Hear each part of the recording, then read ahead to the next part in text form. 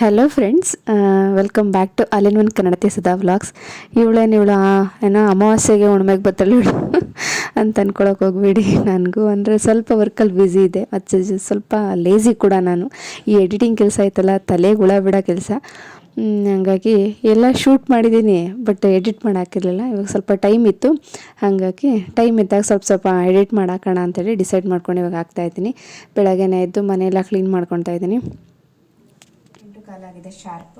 ಬೆಳಗ್ಗೆನೇ ಮನೆಯೆಲ್ಲ ಕ್ಲೀನ್ ಮಾಡಿಕೊಂಡೆ. ಇವಾಗ ಬ್ರೇಕ್ಫಾಸ್ಟ್ ಮಾಡೋಣ ಅಂತ ಬ್ರೇಕ್ಫಾಸ್ಟಿಗೆ ಪ್ರಿಪೇರ್ ಮಾಡ್ಕೊತಾ ಇದ್ದೀನಿ. ಉಪ್ಪಿಟ್ಟು ನೈಟೇ ಪ್ಲಾನ್ ಮಾಡಿದ್ಮೇಲೆ ಉಪ್ಪಿಟ್ಟು ಮಾಡ್ತಾಯಿದ್ದೀನಿ.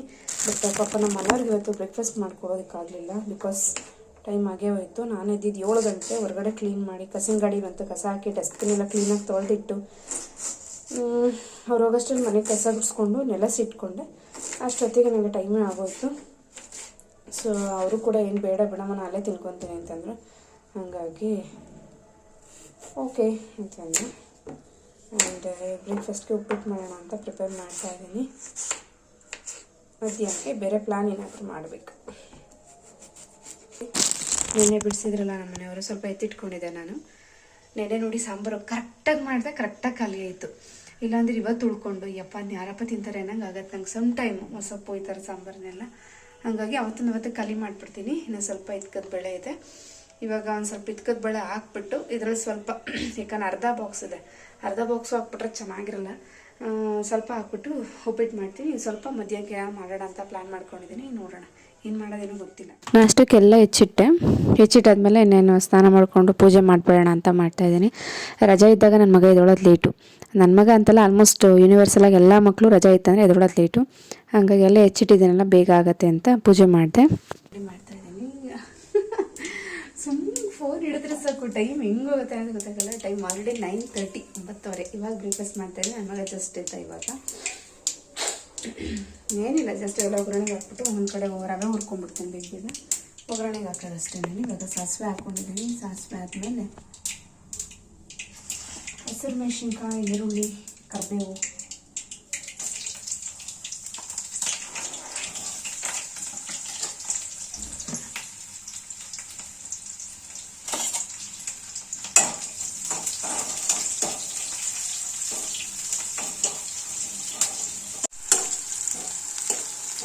ಗಮ್ಮಂತ ಇದೆ ಇದು ಫ್ಲೇವರ್ ಅಂತ.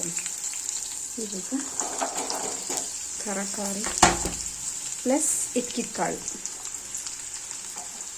ಇಷ್ಟನ್ನು ಹಾಕೊಳ್ಳೋಣ.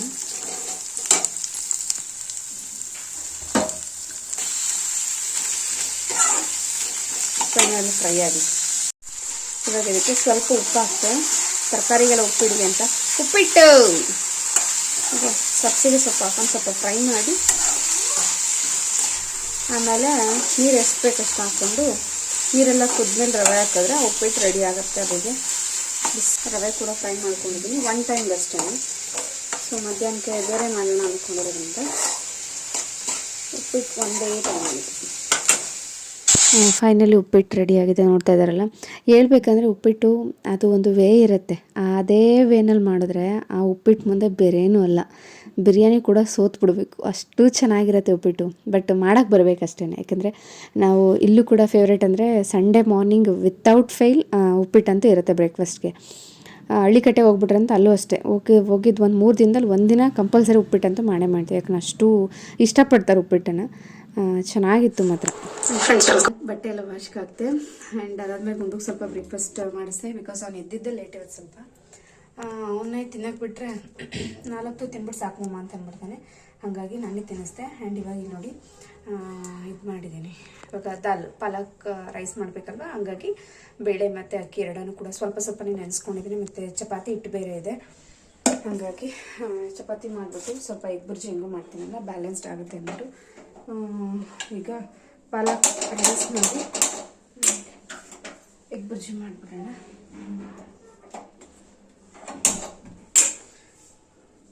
ಕುಕ್ಕರ್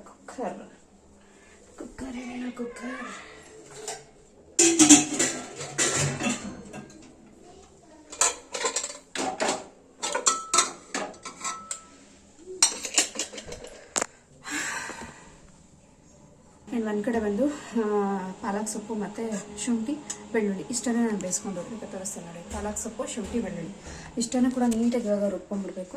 ಆ್ಯಂಡ್ ಅದಾದಮೇಲೆ ಒಗ್ಗರಣೆಗೆ ಏನೇನು ಹಾಕ್ತೀನಿ ಅಂತ ನಾನು ತೋರಿಸ್ತೀನಿ. ಇಷ್ಟೇ ರುಬ್ಬೇಕಾಗಿರೋದು. ಸೊ ಪಾಲಕ್ ರೈಸ್ ಅಂತ ಏನು ಸಖತ್ತಾಗಿರೋಕತ್ತ. ಕೆಲವರು ಸಪ್ರೇಟು ಗೊಜ್ಜನ್ನು ಮಾಡ್ಕೊತಾರೆ, ಇನ್ನು ಕೆಲವರು ಡೈರೆಕ್ಟ್ ಹಾಕ್ಬಿಟ್ಟು ದಾಲ್ ಥರನೂ ಮಾಡ್ತಾರೆ. ನಾನು ಇವತ್ತು ಸ್ವಲ್ಪ ದಾಲ್ ಥರನೇ ಮಾಡ್ಕೊತಾ ಇದ್ದೀನಿ. ಬೇಗ ಹಿಂಗೆ ಹಾಕಿದ್ರೆ ಸಾಕು ಗೊಳಕ್ಕನ್ನು ಹೋಗ್ಬೇಕು. ಹಂಗೇ ನನಗೆ ಇಷ್ಟ ಆಗೋದು ಪಾಲಕ್ ರೈಸ್ ಅಂತಂದರೆ. ಸ್ವಲ್ಪ ಗಟ್ಟಿಯಾಗಿ ಲೈಕ್ ಬಾತ್ ಥರನೋ ಚಿತ್ರಾನ್ನ ಥರನೋ ಮಾಡಿದ್ರೆ ನನಗೆ ಅಷ್ಟು ಇಷ್ಟ ಆಗಲ್ಲ.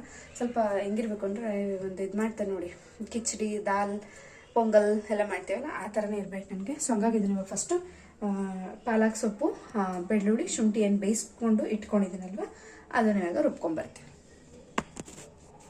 ನಾನಿವಾಗ ಎರಡೆರಡು ಚಕ್ಕೆ, ಏಲಕ್ಕಿ, ಲವಂಗ ಇಷ್ಟನ್ನು ತೊಗೊಂಡಿದ್ದೀನಿ. ಸ್ವಲ್ಪ ಜೀರಿಗೆ ಹಾಕ್ಕೊತೀನಿ ಇವಾಗ ನಾನು. ಆ್ಯಂಡ್ ಈರುಳ್ಳಿ, ಇಕ್ಕದ ಕಾಳು ಮತ್ತು ಕರಿಬೇವು ಇಷ್ಟೇ ಬೇಕಾಗಿರೋದು. ಬೇಕಾದ್ರೆ ಒಂದೆರಡು ಖಾರಕ್ಕೆ ಗ್ರೀನ್ ಚಿಲ್ಲಿ ಹಾಕೊಬೋದು. ನಮ್ಮನೆ ಬೇಡ ಅಂತ ಹೇಳಿಬಿಟ್ಟು ನಾನು ಜಸ್ಟ್ ಸ್ಕಿಪ್ ಮಾಡ್ತಾಯಿದ್ದೀನಿ. ಸಾಸಿವೆ ಎಲ್ಲ ಸಿಡಿದ ಅಂದರೆ ಚಟಪಟ ಆದಮೇಲೆ ಇವಾಗ ಇದನ್ನು ಏನಿದೆಯಲ್ಲ ಹಾಕ್ಕೊಂಬಿಡೋಣ. ಬೇವು ಸ್ವಲ್ಪ ಆಪ್ಷನಲ್, ಕರಿಬೇವೆಲ್ಲ ಬೇಕಂದ್ರೆ ಹಾಕ್ಕೊಬೋದು ಅಷ್ಟೇ.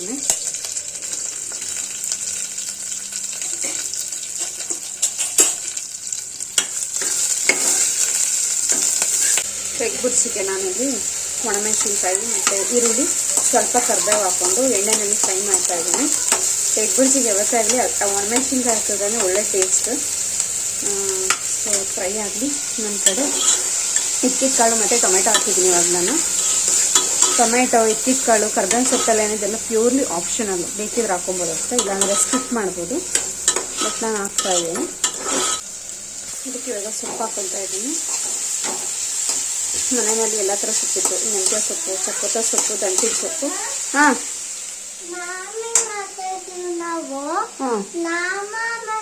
ಸೊ ಇದೆಲ್ಲ ಫ್ರೈ ಆದಾಗ ಇವಾಗ ಏನು ರುಬ್ಬಿಟ್ಕೊಂಡಿದ್ದೀವಲ್ಲ ಪಾಲಕ್, ಏನಂತಾರೆ ಪಾಲಕ್ ಮಸಾಲ, ಪಾಲಕ್ ಸೊಪ್ಪು ಶುಂಠಿ ಬೆಳ್ಳುಳ್ಳಿ ಹಾಕ್ಬಿಟ್ಟು ಈಗ ಮಿಕ್ಸ್ ಮಾಡೋಣ ಚೆನ್ನಾಗಿ. ಇವಾಗ ಒಳ್ಳೆ ಅರೋಮ ಬರುತ್ತೆ ಗಮ್ ಅಂತ. ಗಮ್ ಅಂತೈತಪ್ಪ. ನಾನು ಸ್ವಲ್ಪ ಕುಕ್ಕರ್ ಜಾರ್ ತೊಳೆದಿದ್ದು ನೀರೆಲ್ಲ ಹಾಕ್ತೆ, ಹಾಗಾಗಿ ಸ್ವಲ್ಪ ಲಿಕ್ವಿಡ್ ಆಗಿದೆ ಅಷ್ಟೇ ಇದು. ಇವಾಗ ಇದಕ್ಕೆ ಸ್ವಲ್ಪ ಗರಂ ಮಸಾಲ ಹಾಕ್ಕೊತಾ ಇದ್ದೀನಿ, ಸಾಕು. ಆ್ಯಂಡ್ ಸ್ವಲ್ಪ ಧನಿಯಾ ಪೌಡರ್ ಇವೆರಡೇ ಹಾಕಬೇಕಾಗಿರೋದು. ಹಾಫ್ ಟೇಬಲ್ ಸ್ಪೂನ್ ಅಷ್ಟೇ ಹಾಕ್ಕೊಂಡಿರೋದು ನಾನು. ಚೆನ್ನಾಗಿ ಮಿಕ್ಸ್ ಮಾಡಿಬಿಟ್ಟು ಅಕ್ಕಿ ಏನು ನೆನೆಸ್ಕೊಂಡಿದ್ದೀವಲ್ಲ ಅದು ಹಾಕಿದ್ರೆ ಪಾಲಕ್ ರೈಸ್ ರೆಡಿ ಆಗುತ್ತೆ. ನಾನು ಆಲ್ರೆಡಿ ನಾನು ತೊಳೆದಿಟ್ಕೊಂಡಿರೋಂಥ ಹೆಸರುಬೇಳೆ ರೈಸ್ ಎರಡನ್ನೂ ಹಾಕ್ತಾಯಿದ್ದೀನಿ. ನೀವು ಜಸ್ಟ್ ಬೇಕಿದ್ರೆ ಅಕ್ಕಿ ಅಷ್ಟೇ ಹಾಕ್ಕೊಳ್ಳಿ. ನಾನು ಹೆಸರುಬೇಳೆ ತಂಪಲ್ವ, ಹಾಗಾಗಿ ಬೆಳಗ್ಗೆ ಉಪ್ಪಿಟ್ಟು ತಿಂದಿದ್ವಿ ಅಂತ ಹೇಳ್ಬಿಟ್ಟು ಹೆಸರುಬೇಳೆ ಆ್ಯಡ್ ಮಾಡಿದ್ದೀನಿ. ಇದನ್ನೇನು ಆಯ್ತು, ಮೊಟ್ಟೆ ಹೊಡೆದು ಹಾಕಬೇಕು.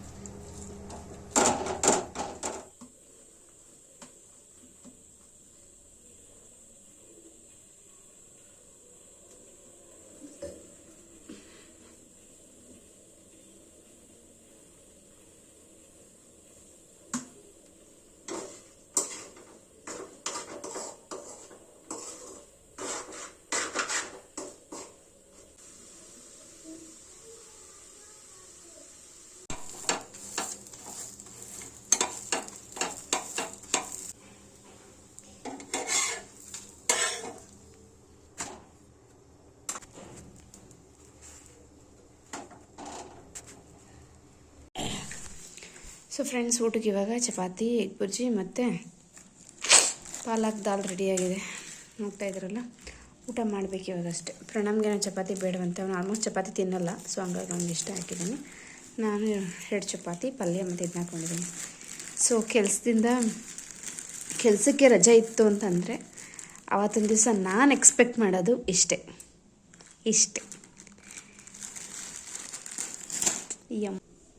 ಸೊ ಅಲ್ಲಿ ನೋಡಿ ನಮ್ಮದು ರಾಶಿ, ಎಷ್ಟು ರಾಶಿ ಇದೆ ಊರಿಗೆ ತೊಗೊಂಡೋಗೋದು ಅಂತ. ಏನು ಅಷ್ಟೊಂದು ರಾಶಿ ಅನ್ಕೋಬಿಡಿ. ಈ ಸೀರೆ ಎಲ್ಲ ಏನು ಗೊತ್ತಾ, ನಾನು ಹಾಕ್ಕೊಳ್ದೇ ಇರೋ ಸೀರೆಗಳಿವೆಲ್ಲ. ಅದಕ್ಕೆ ನಮ್ಮತ್ತೆ ಇದು ನೆಲಕ್ಕೆ ಅಂದರೆ ಈಗ ಸೆಟ್ಟುಗಳ ಮನೆಯೆಲ್ಲ ನೋಡ್ತಿರಲ್ಲ, ಸೀರೆಗಳನ್ನೆಲ್ಲ ಹಾಕಿ ಹಾಕಿ ಒಂದು ಮಂದ್ಲಿಗೆ ಅಂದರೆ ಬೆಡ್ಶೀಟ್ ಹೊಡ್ಸ್ತಿರ್ತಾರಲ್ಲ, ಆ ಥರ ಊರ ಕಡೆನೂ ಬರ್ತಾರಂತ. ಅದಕ್ಕೆ ಆ ಥರ ಇದ್ದರೆ ತೊಗೊಬತ್ತೀನಿ ಕಣಮ್ಮ, ಹೊಲ್ಸ್ಕೊಡಮ್ಮ ಒಂದೇ. ಆಯಿತು ಕಣಮ್ಮ ಅಂದರು.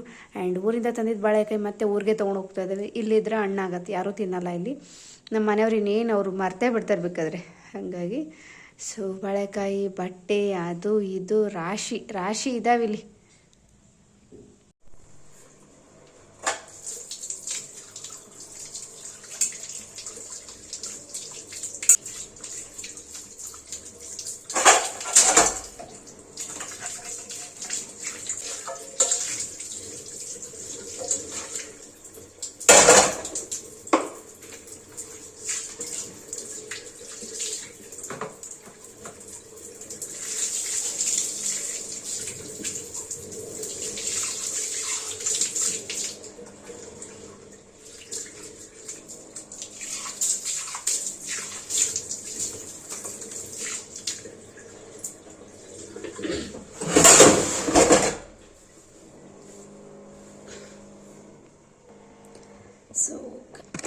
ಸೊ ಫ್ರೆಂಡ್ಸ್, ಎಲ್ಲನೂ ಮುಗೀತು. ಟೈಮ್ 3:30 ಆಗಿದೆ. ಹೇಳಬೇಕಂದ್ರೆ ನಾನು ಅದಕ್ಕೆ ಕಂಟಿನ್ಯೂಸ್ ಕೆಲಸ ಮಾಡೋಕ್ಕೆ ಹೋಗಲ್ಲ. ಯಾಕಂದರೆ ಕಂಟಿನ್ಯೂಸ್ ಮಾಡ್ತಾರೆ, ಒಂದಾದ್ಮೇಲೆ ಒಂದು ಇದ್ದೇ ಇರ್ತವೆ. ಎಲ್ಲ ಫುಲ್ ಕಿಚನ್ ಕ್ಲೀನ್ ಮಾಡಿ ಒಂಥರ ನೆಮ್ಮದಿ. ಪಾತ್ರೆ ತೊಳೆದ ಜೊತೆಗೆ ಒಂದು ಕಡೆ ತುಂಬಿಟ್ಬಿಟ್ಟು ಈಗ ಹೋಗಿ ಒಂದು ಸ್ವಲ್ಪ ಮಲ್ಕೊತೀನಿ. ಅವನನ್ನು ಮಲಗಿಸ್ಬಿಟ್ಟೆ. ಊಟ ಅಂತೂ ಹೆಂಗಿತ್ತು ಅಂದ್ಬಿಡಿ, ಮಸ್ಟ್ ಟ್ರೈ. ತುಂಬ ಚೆನ್ನಾಗಿರುತ್ತೆ. ಇದ್ಕದ ಬಳೆಗಂತೂ ಕಾಂಬಿನೇಷನ್ ಸಕ್ಕತ್ತಾಗಿದೆ. ನನ್ನ ಮಗ ಇಷ್ಟು ದಿವಸ ಊಟ ಮಾಡೋಕ್ಕೆ ಸಕ್ಕತ್ತ ಅಯ್ಯೋನ್ಸೋನು. ಯಪ್ಪ ಬೆನ್ನೋ ಬಂದ್ಬಿಡ್ತಪ್ಪ ನನಗಂತೂ. ಅಯ್ಯೋನ್ಸೋನು ಆಯಿತಾ ತಿಂದ ಅಂತ ಅನ್ಬೇಕಾಗಿತ್ತು. ಇವತ್ತಂತೂ ಎಷ್ಟು ಬೇಗ ತಿನ್ಕೊತಾ ಇದ್ದ ಅಂತ ಅಂದ್ಬಿಡಿ, ಖುಷಿ ಆಯಿತು. ಯಾಕಂದರೆ ತುಂಬ ಸಾಫ್ಟಾಗಿರುತ್ತಲ್ಲ, ಗುಳಕ್ ಅಂತ ಹೋಗ್ತಾ ಇರುತ್ತೆ ರೈಸು. ತುಂಬ ಚೆನ್ನಾಗಿತ್ತು ಮಾತ್ರ. ಸ್ವಲ್ಪ ಇಟ್ಟಿದ್ದೆ, ನಮ್ಮ ಮನೆಯವರು ಸಾಯಂಕಾಲ ಬರ್ತಾರಲ್ಲ ಆವಾಗ ಒಂದು ಸ್ವಲ್ಪ ತಿಂದ್ಬಿಟ್ಟು ಹೊರಡೋಣ ಊರಿಗೆ. ಇನ್ನು ಹೋಗ್ತಾ ಇರಬೇಕು ಊರಿಗೆ. ಪ್ಯಾಕಿಂಗ್ ಎಲ್ಲ ಆಗಿದೆ, ನನ್ನ ಬಟ್ಟೆಗಳಾಗಿಲ್ಲ, ಗುಂಡು ಬಟ್ಟೆಗಳಾಗಿಲ್ಲ, ಬೆನ್ನೋತೈತೆ. ಒಂದು ಅರ್ಧ ಗಂಟೆ ರೆಸ್ಟ್ ಮಾಡಿಬಿಟ್ಟು ಆಮೇಲೆ ಬರ್ತೀನಿ ಪ್ಯಾಕಿಂಗ್ ಎಲ್ಲ ಮಾಡೋದಕ್ಕೆ. ಸಾಯಂಕಾಲ ಹೊರಡೋದು ಒಂದು 6:30, 7 ಅನ್ನಂಗೆ ಇಲ್ಲಿ ಬಿಡ್ತೀವಿ. ಊರಿಗೆ ಒಂದು 8:30, 9 ಅಷ್ಟು ರೀಚ್ ಆಗಿಬಿಡ್ತೀವಿ. ಸ್ನೀಸಿಂಗ್ ಬರ್ತೈತೆ ಹೋಗ್ತೈತೆ ನನಗಂತೂ. ಈ ಹಾಕ್ಲಿಕ್ಕೆ ಮತ್ತು ಸ್ನೀಸಿಂಗ್ ಎಲ್ಲ ಏನಿದೆ ಅವೆಲ್ಲ ಅರ್ಧಕ್ಕೆ ನಿಂತ್ಕೊಂಬಿಟ್ರೆ ಒಂಥರ ಆಗ್ತಾ ಇರುತ್ತೆ ನಮ್ಗೆ. ಬಂದ ತಕ್ಷಣ ಅಕ್ಷಿ ನೋಡಬೇಕು, ಹೋಗಿ ಸಮಾಧಾನ.